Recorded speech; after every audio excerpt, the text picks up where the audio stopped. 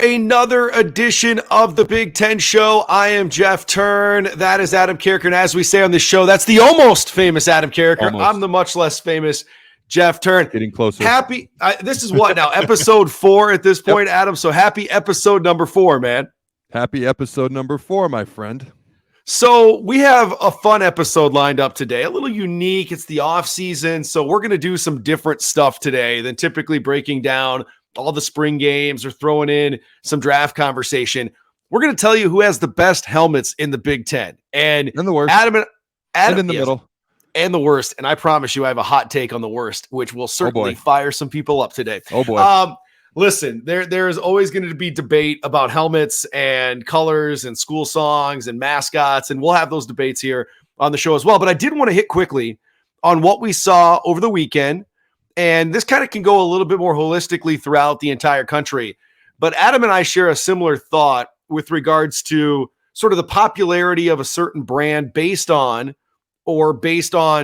multiple factors other than just attendance at a spring game, but sort of the momentum you get when you hold an event, when you have alumni come through, when you have a spring game, when you have games that don't matter during the season, how many people actually may show up. So Adam, we saw a ton of people show up at the Nebraska spring game. We saw a sellout at Colorado, and you could have heard crickets at USC a couple of weeks ago. What is your take on attendance at spring games and what it says currently about maybe the brand of a specific program at this time? I wonder if anybody even cares about USC. I've seen more people at a middle school game this spring than I saw at their spring game. So that kind of tells you, to me, it's about the passion. Okay. It doesn't necessarily tell you whether you're going to win or lose games in the fall. I mean, Scott Frost, Mike Riley, they had a ton of people at their spring games, but didn't win a lot of games though when the fall rolled around. You look at Alabama. So Nebraska had 66,000+. Okay. You look at Alabama, they had less. Somehow they've won more games than us. I'm not sure how that works. But You look at some of these schools. Okay. Ohio State had 75,000. That was the most in the country. All right. Colorado sells out their spring game. And this is what kind of caught my attention. And I sent you a text about it. Yeah. All right. Pro Football Talk. Sellout crowd for Colorado spring game shows that Deion Sanders is on track to coach an even bigger college program and possibly end up running an NFL team. So hold on. So let me get this straight. Because first of all, a sellout at the University of Colorado is a little bit different than at Ohio State, where it was 75,122. At Colorado, it's 47,277. So that's just a smidge of a difference. Okay. But it was interesting. First of all, Deion has come out and said at this moment in time, things can always change over time. He's not interested in trying to coach NFL teams or NFL players. He knows how that world is. He doesn't know if he'll connect the best. And so he doesn't even have an interest in coaching NFL teams. So that was kind of silly. And then also on top of that, hey, they have 47,000 people at their spring game. He's on to bigger and better things already. I mean, he has more people transferring out of his school right now than Colorado may have at their games if they start losing games in the fall. They might look like USC this spring. Just random notes to fact. The top 10 attended spring games this year: Ohio State 75,000, Penn State 68,000, Nebraska 66, Alabama 58, Tennessee 58. I'm eliminating the and change numbers. Oklahoma 54, Georgia 54, South Carolina 51, Clemson 50, Colorado 47, USC 33. Where were they at? They weren't there. That's the ticketed number that didn't actually show up. But you just mentioned 3 programs right there. Dude, in the Big Ten. Nobody was there. They weren't. And I agree with you. At 33. And I think by mentioning you're always going to have, I think, a little bit more attendance in the South. The weather plays into a part of that too with the spring game. But you mentioned 3 programs there: Nebraska, Ohio State, Penn State, all from the Big Ten. Yep. And I do believe that it shows the momentum of the program. It doesn't equal wins and losses. It doesn't equal, like you said, a coach getting the next job. Because, listen, you don't have to sell spring game tickets in the NFL. You just show up and coach the damn thing. So I'm with you on that part of it. And I do think, actually, though, like the momentum that we see that's sustained for Ohio State at spring games is very impressive, right? No matter if they win a national championship, if they make the college football playoff, if they just go to another bowl game, the fans show up. And I think that's something to be envied from many other Big Ten programs like a Minnesota, like an Iowa, like a whomever that you would throw out there as well. But I do think there's a correlation, though, to the excitement level of a team. Passion. Because you are 6 months away from putting foot on ball and actually playing games, or whatever, 5 months away. And there are people showing up by tens of thousands to watch you guys play a glorified practice. So to me, and Jeff froze. I have no idea if we're still recording. Yeah, we but are, I'm gonna keep baby. talking. I'm Okay, moving. cool. Don't worry about it. We're good. All right. No, that's awesome. We just keep rolling here on this show, and we light absolutely. the candle whether the candle dims or not. Here we go. So for me, spring game's all about passion. Okay, it does not correlate to wins and losses. I equated recent Nebraska spring games, and they had 86,000, 85,000. And I talked about this on a show I did earlier today, just a couple years ago. It did not correlate to wins. That's okay. What caught my attention was how he's on to bigger and better things already with Coach Prime, and he's going to go coach an NFL team because they had 47,000 people that watched their last practice of the spring. It shows an excitement level and a passion of the fan base, which is why it matters. That's why I don't mind poking fun at our future Big Ten brethren USC, because it's like, really, there's more people in my kids' middle school game last weekend than there was at your spring game, despite the ticketed number. Okay, but it doesn't equate to wins and losses, so it matters. Okay, but I found it funny. Like, he's on to bigger and better things already. Just seemed kind of a little silly to me. One random question, and I got to see most of the spring games. Okay, I only saw highlights of Minnesota's game. Were they in their indoor facility for the spring game? It looked like they were in their indoor facility for their spring game. Was I wrong? I didn't see it. Maybe you're right. Like, hold on. This is why what's great about doing radio. Send in a comment when you watch this, and I know this is pre-recorded, but we check the comments on YouTube and everywhere that this is posted. Was it in their indoor facility? If that's the case, I don't know that I've ever seen it. Here's what it is. I found it. We don't even need the people. Okay. We don't even need the people. Here's what it says. We always need the people, but go ahead. Well, we don't need the people on this one, but you're right. We need the people. It aired live on the Big Ten Network and the Gopher Radio Network, but they played their annual spring game at 11 a.m. on Saturday, April 22nd at the team's indoor facility. It was announced the game would take place originally at Huntington Bank Stadium. Due to limited crowd space, it was no longer open to the public. And it's unfortunate that we need to move the game indoors, said PJ Fleck, but without a usable scoreboard at the stadium because of construction and the ongoing rain and threat of inclement weather in the Midwest, we want to do the best for our fans and student athletes, so we put it indoors. There you go. Dude, if there's no lightning, you play outside. I'm sorry. That's right. You play outside. Now, hey, I got to do a read here, okay? This is how it works now that we're getting popular. BetOnline.ag is your number one source for all basketball info, stats, news, and scores. There's basketball going on outside right now in the NBA. Get the latest odds and lines, including the latest player reports for this year's pro basketball playoffs. BetOnline is always your sports information headquarters this season, as you are covered for all your sports wagering needs: basketball, MLB, NHL hockey, college football, UFC boxing. BetOnline is the fastest and easiest way to get your betting info, including live betting odds, your favorite casino and card games you can play right from your home. There we go. Here it is. Go to the website today and use your mobile device. Get into the action. Be sure to use the code BELIEVE, BLEAV, to receive your 50% welcome bonus on your first deposit. BetOnline, where the game starts. That's what happens, man, when you get popular within 3 episodes, Adam. People want to advertise with us. So, first of all, it's pretty cool that the show is growing, and I hope it continues to do so. Like, when I say that we need the people, and you and I both agree on that, I mean, we're just two guys sitting here flapping our gums if people don't give a crap about this. So we appreciate the people. We appreciate the growth that we've seen so far, and hopefully it persists. So, absolutely, man. Let's do this. Before we get to the helmet conversation, we want to talk about Frank Solich for just a second, because Nebraska is your alma mater, and at the spring game over the weekend, Frank Solich was honored. They ran a fullback dive and then handed him the football afterwards. They didn't do like they did the week before at Ohio State, where they gave it to an alum and had him run around. It would have been great to see Frank Solich run the fullback dive, though, I'll tell you that. But they gave him the football. They had a cool ceremony and event for him prior to that. I believe it was on Friday night. And so we all know sort of the background there. And for those that don't, Frank Solich was winning games, and they felt like they needed to go in a different direction. And so he was sort of unceremoniously told to exit stage right, goes to Ohio, and just crushes it in the MAC. I believe the field's named after him there now, but always a special spot in many Husker fans' heart for Frank Solich. Now, am I correct, Adam? Frank Solich recruited you to Nebraska? Yeah, Coach Solich, he'll always be Coach Solich to me. He recruited me, him and George Darlington, who'd been there for over 3 decades.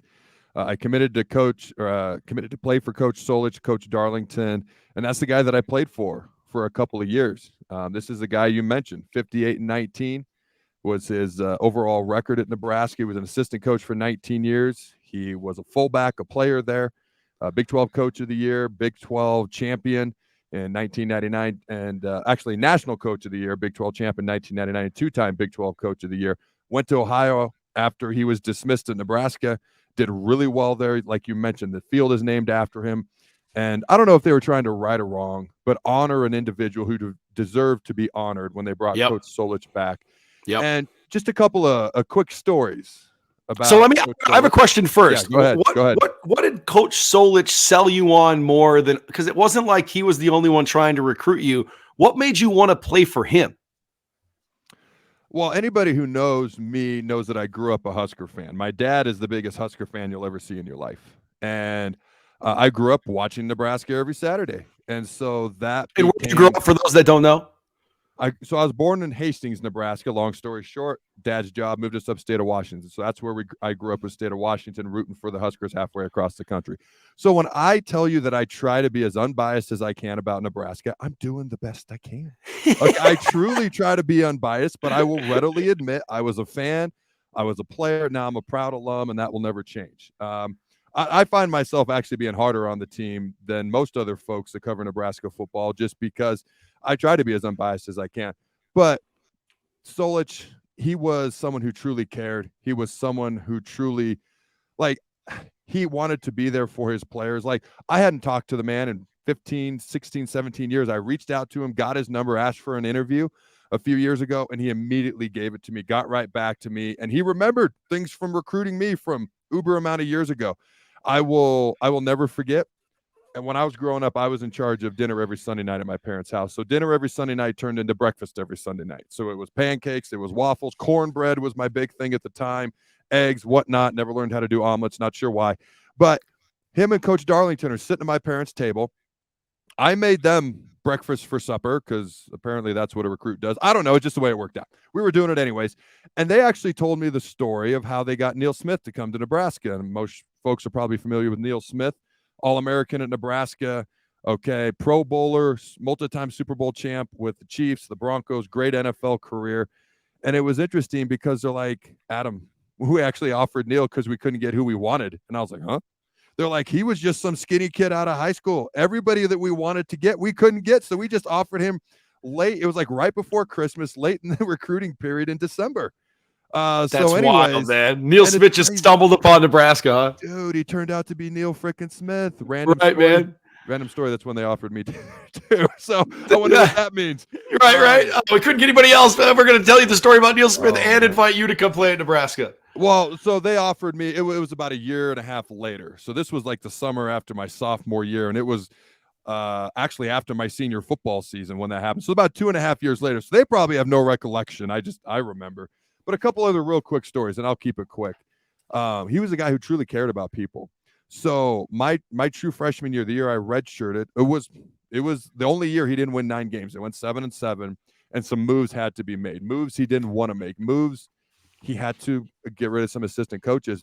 Being a young guy, I didn't understand that. So after our bowl game, we had a close loss, almost won the game, couldn't quite get it done. I get in the elevator at the hotel after the bowl game's over, and then Coach Solich walks in, and he's got tears in his eyes. And I'm like, I have no idea what's going on. And I didn't say anything to him.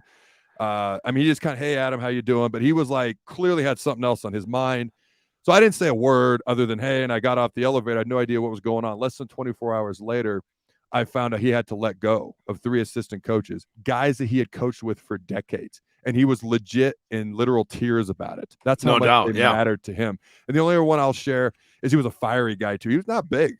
He was significantly not tall and did not weigh a ton. Okay, I don't know how else to put it. But he was a fiery guy.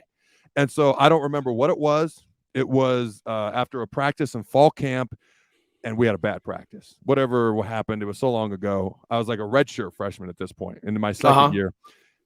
And man, he walked, like we're all circled around, wait for him to talk to us at the end of practice. He like walks into the middle, and he just looks at us all, and he's pissed. And there was 300-pound linemen, there was 350-pound linemen, there were guys who were well known, to this day to Husker fans, and we were all like, And he just had this, and I forget what he said. I don't remember what happened. What I remember was thinking, I'm scared to death right now. I am so terrified. I don't know what's happening. And then whatever it was, he left. But it shows you his passion. It shows you his genuine caring. And then how much Nebraska actually did or didn't want me. Those are the three stories. That's amazing. That's amazing. I like all three of those equally as much. The Big Ten Show. I am Jeff Thurn. That is Adam Carriker. Give us a follow on Twitter as well, at Adam Carriker 94, at JTESPN. All right, so those were great stories, man. No one ever recruited me, so we'll never actually have to hear any recruiting stories about me, man. I can promise you that. I will tell you one day, though, how I won us a state baseball championship. We'll get to that at some point, I'm sure. All right, man. I'm sure you are. So the Big Ten helmet debate. Okay, so I threw this idea at you last week, and we decided we're gonna have some fun with this. There's 14 teams. Although in my text I told Adam there was 12, and he responded with a smart-ass comment of apparently 2 of them don't play with helmets. So there's actually 14 we're gonna go through. And so I wanted to do this first.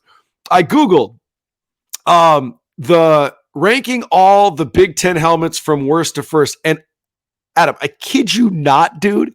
Somebody wrote this article this morning, and we talked about this last week. It shows April 24th at 10 a.m. Eastern. This is what it says from Andrew Harbaugh from NittanyLionsWire.com. It's a USA Today site, which is so ironic that this is what we're going to talk about today. But what I found to be hilarious on this is that the 14th ranked helmet on his list is Nebraska, and the reason was comparing it to the rest of the conferences, they just feel left behind design-wise. And then he ranks Penn State at number 2, and it's just a white helmet, man. Like, I don't know what's more farther behind than just leaving it the same. So I wanted to bring that up, give a shout-out to him. The rest of the list was great. But here's how we're going to do it, Adam. Okay. You got 14 through 1. Is that what you have? I do, and I even threw UCLA and USC in here as well. Oh, wow. You did extra homework. I did not, so I'll just let you throw yours in. Okay. So here's what I want to do. I want to go 14 through 10 on both of our lists, and then we'll work our way up to number 1, okay? And I'll let you go first. 14 through 10, or actually for you, 16 through 12. Go ahead, man. Well, so what I did is 14 all the way down to 1, and then I just put asterisk next to UCLA and USC where they would be. Sweet. So, all right, cool. So go 14. I have Maryland. I mean, what are you, a NASCAR driver? Like, I can't stand their freaking helmets. Sorry. Wow. 14 is Maryland. All right, who do you got at number 13? I got Indiana. The IU always looks like a cactus to me. I'm not trying to be rude. These are things that pop into my head when I see them. It looks like a NASCAR flag for Maryland, and Indiana's always looked like a cactus to me ever since I was a little kid. All right, what's at 12? So Illinois, it depends on what helmet they're wearing. If they're wearing just the eye, I don't know. It's the orange bad. with the eye is the one you're talking about? Yeah, it's not bad. If they actually spell out Illinois, I don't know why. I actually like that. It doesn't make any sense to me, but I actually like that. But the one they usually wear, I believe, is with the eye, and I'm not too crazy about that. Well, and with Maryland too, man. I mean, they were always one that had like 50 million different jerseys, 50 million different decals, and it wasn't your prototypical. I mean, it's a lot like Oregon when it comes to the way that it's an ever-changing uniform. So, all right. So, who do you have next? Yeah, for Maryland, I actually wrote down here, poor man's Oregon, trying to fit in with the cool kids. That's what I wrote. Oh, wow. So I tried to be nice initially. So you got Maryland at 14, you got Indiana at 13, you got Illinois at 12. Who do you got at 11? You know, I got Minnesota. Their color scheme is challenging, and I'm not trying to disrespect their school colors. It's just kind of challenging to come up with something creative with that. And the blocks that they have on their end is okay. I don't know. It comes across to me like they're trying too hard. I don't know why it feels like that to me. But that's why I have them at 11. Don't worry, there are helmets on this list that I like. And then 10? Rutgers, what did I wrote? Off-color red. I know it's scarlet. Off-color red with a boring R. I don't know. I don't know what else you do with that, but I just literally wrote the first things that popped into my head. That's what I did too. The best part is the initial reaction when you look at them, and I think a lot of people will have one when they think of it as well. Okay, so here's my 14 through 10. Go ahead. At number 14, I have Illinois. The orange is ugly to me, okay? And okay. It's not, I kind of like the way that they've changed the color scheme a little bit with the Bengals over the last few years, but I always thought their colors were kind of ugly too. But I have Illinois at 14. At number 13, I have Rutgers. And again, I went with the same thing you did. It's just a weird color scheme. it's not intimidating.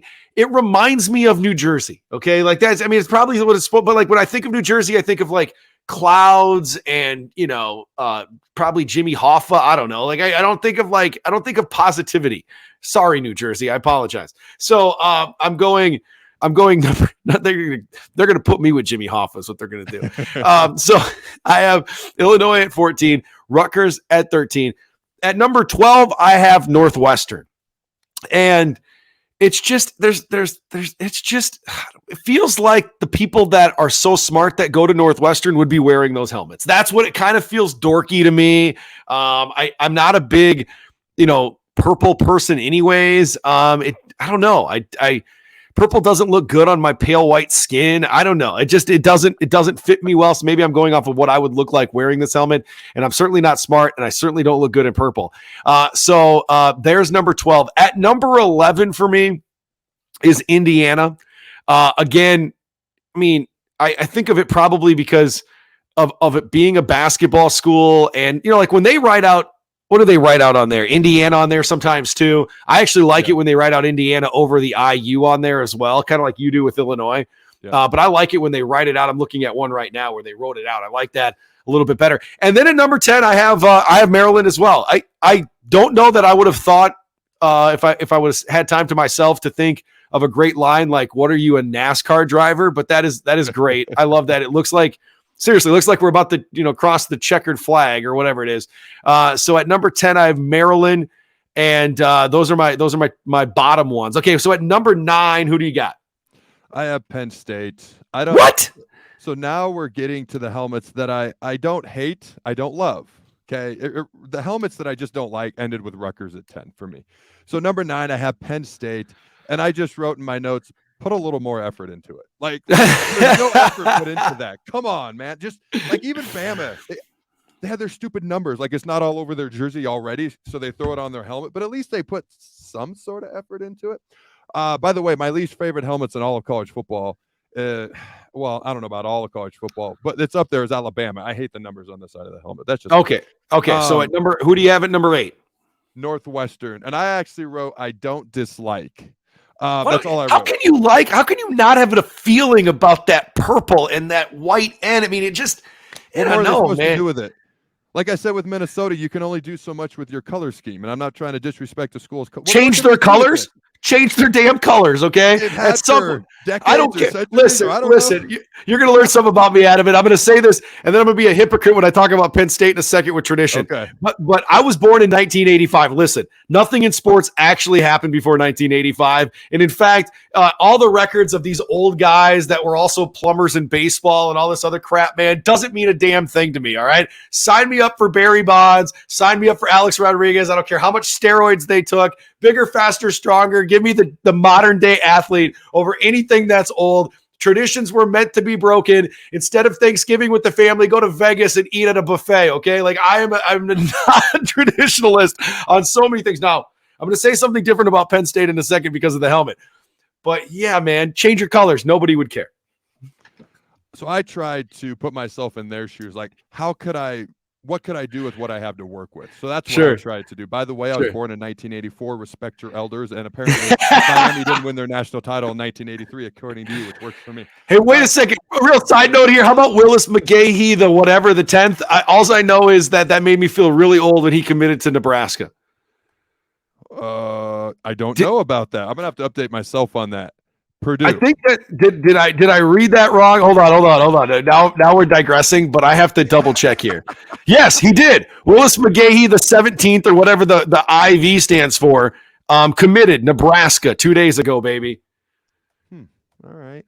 I've been in youth sports for the past couple of days outside of watching the spring game. I missed that somehow. How the heck did he not go to Miami? All right, go back to these helmets things. Because okay, let's go. To a good school. All right, Purdue or a good conference at least. The ACC is not even good at basketball anymore. All right, next up at number 7, I have Purdue. And it was kind of one of those things where I was like, I'm in the range where I don't dislike. So this is kind of a muddled mess in here. I literally wrote, did pretty good with what they have to work with. That's all I wrote on there. I like the black one. I like the black one with the gold P. I don't like the gold with the black P. I agree with that. And the helmet that popped up when I was looking at him was the gold with the black P. That just happened to be what popped up. At number 6, and I think that's where I stop, and then you give your list update. Yeah. Iowa.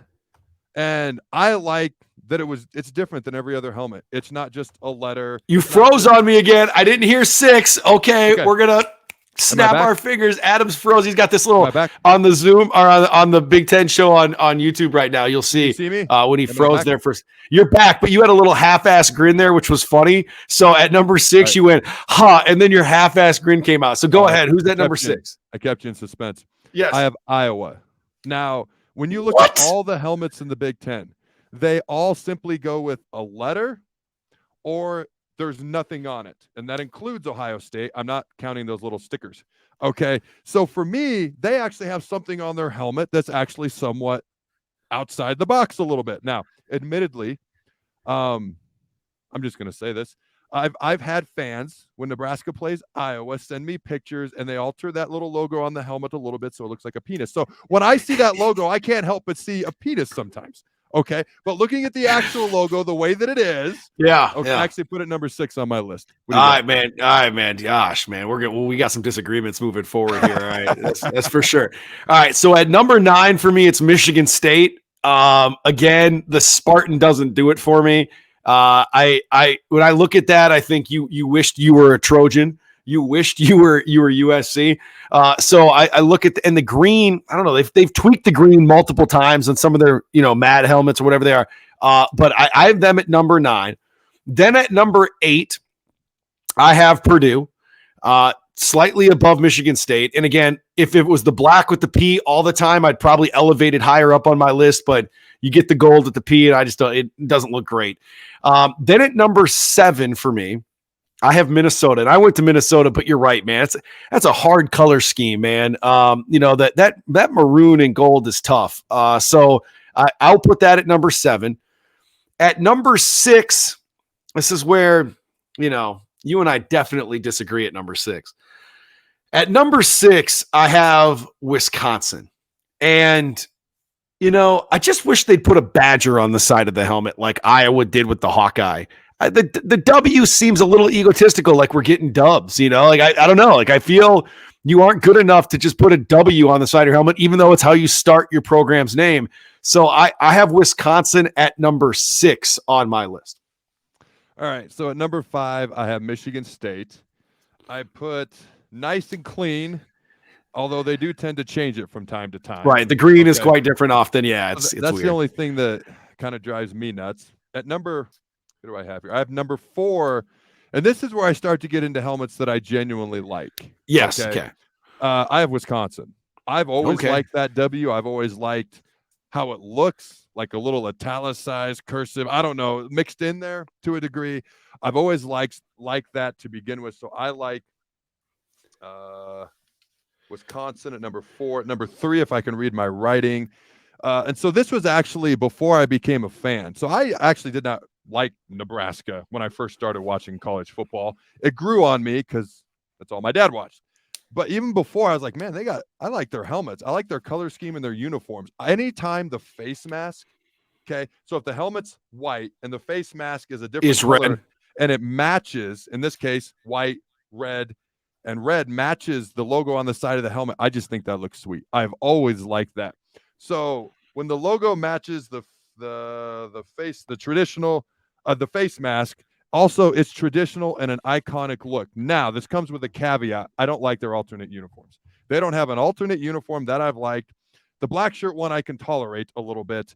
But whenever they do the alternate uniform thing, I feel like we're trying to be like Maryland, like one of the cool kids on the block. We're not a cool trying to. So be like you wait a second. So you don't like the all black helmet with the red end? No, I like that traditional, the iconic look. I liked that black one with the end, man. I thought that one was nice. All right, what do you got at number 2? All right, at number 2, you're gonna laugh at this. I got Ohio State. I legit wrote sparkly. Oh, nice. Do you like all the little Buckeye things, the stickers they put on the helmets? So I'm getting to that. I said shines nice under the bright lights. It does. Like in a big game under the bright lights, I think it just looks nice. I know there's nothing on it, but it's at least not plain white like a sheet of paper like Penn State. All right. I said the Buckeye stickers, they're okay to me. Yeah, That's all I had for that. Were the stickers that you got? They don't have stickers at Nebraska, do they? We did them in high school, but no, not in Nebraska. Not in Nebraska. Number one, I have Michigan.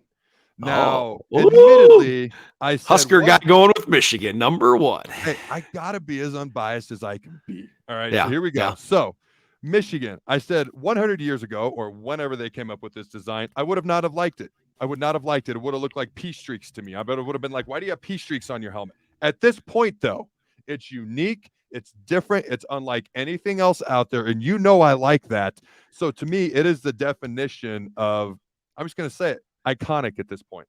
I agree with you, man. So like if you took, here's what I think. If you just took a white helmet and you put the M from Minnesota on it, I think a lot of people would guess Minnesota, but a lot of people might guess Maryland. They might guess other programs.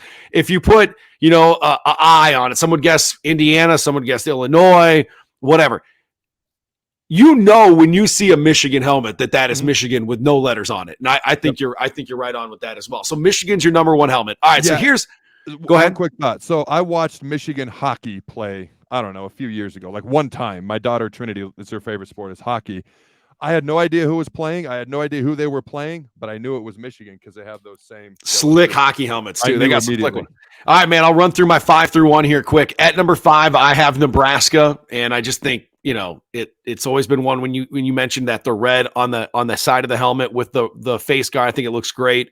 At number 4, I have Penn State, and this is where I'm a hypocrite. The tradition of that white helmet to me is why I like it. I think of, Joe Pa and all those great Penn State teams, Kerry Collins, all the dudes that I watched in the 90s all the way up through now. I just think it is iconic of what sort of maybe is a lessening of tradition in college football. At number 3, I have the Ohio State right here on the Big Ten show. And I actually, the stickers, that's what makes the helmet for me as well. I think that aspect of it is unique. And we all know those little Buckeye stickers are on there. At number 2, I have Michigan. And everything you just said encompassed why I like Michigan. You know what it is. But there is not a better color scheme in the entire Big Ten than what the Iowa Hawkeyes are trotting out there every single Saturday. You know what it reminds me of? It reminds me of the greatest color scheme the NFL has ever seen, and that is the Pittsburgh Steelers. And so I have always, there is nothing weak sauce about the Hawkeyes colors. And to have that Hawkeye on the side that's telling you, watch out, I'm going to come peck at you, man. I'm going to come get you. That's why I have the Hawkeyes sitting there at number 1, and it's the color scheme. It looks badass. I have Iowa number 1. Now tell us, where were the asterisks for UCLA and USC? They're going to come peck at you. I'm going to start calling them the Iowa Woodpeckers. All right. At least you put wood in front of it, man. That's all we ask. Oh, boy. So the USC helmet itself is okay. To me, it kind of fell in the 4, 5, 6 range. I like Wisconsin better. I had Wisconsin at 4. So Michigan State was 5. Iowa was 6. It would be in that range with the Michigan State, Iowa at 4, 5, or 6, probably about 5 or 6 right after Wisconsin. I have always liked UCLA's helmet. Me too. Always liked their uniforms. UCLA, North Carolina. I'm not a North Carolina fan, but I walked around in North Carolina basketball jersey and shorts all throughout middle school. It just looks cool. And UCLA is kind of the football or West Coast version of North Carolina for me. So I actually have UCLA number 2, right behind Michigan. In front of Ohio State, in front of Nebraska, in front of all the other schools that I mentioned, right behind Michigan. I put them in that 4 to 6 range on both of them. I like both of them as well. I probably like UCLA a little bit better than USC. Adam was wondering if we were going to be able to have enough time to talk about helmets. See, I told you, man. This is my niche right here, man. When we go off the beaten path, that's where I live. Okay, I live off the beaten path, and so I had a blast breaking down the best helmets, 14 through 1. Hopefully, you guys enjoyed that as well. And feel free to leave comments. Make sure and subscribe on iTunes and Spotify. Check us out on YouTube. Let us know what your favorite helmets are as well in the Big Ten. Maybe give us your top 5 on the comments as well. We would appreciate that. Later on the week, we're going to hang out with the legend. We call him broadcasting royalty. He's worked on all the networks, called hundreds and hundreds of college football games. the world famous, Adam's almost famous. I'm not famous, but the world famous Tim Brando scheduled to join us later this week on the Big Ten Show. Adam, a blast as always, man, as another page has turned here on the Big Ten Show. Until we chat next time, be well, y'all.